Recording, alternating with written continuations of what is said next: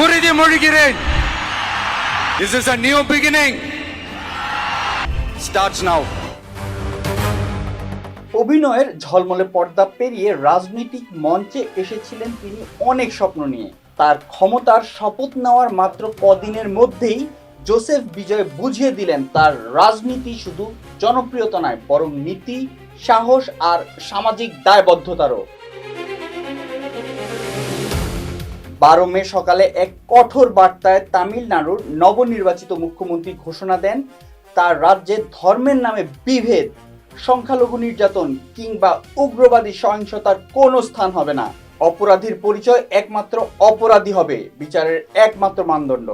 এমন বার্তায় মুহূর্তেই আলোচনার কেন্দ্রবিন্দুতে উঠে আসেন তিনি।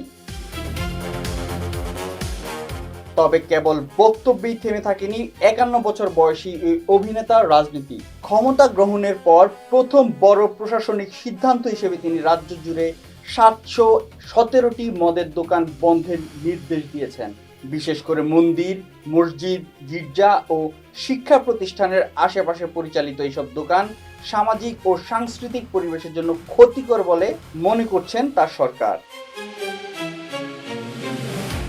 নতুন নীতিমালায় স্পষ্ট জানানো হয়েছে, কোনো ধর্মীয় স্থান বা শিক্ষা প্রতিষ্ঠানের 50 মিটারের মধ্যে কোনো মদের দোকান রাখা যাবে না।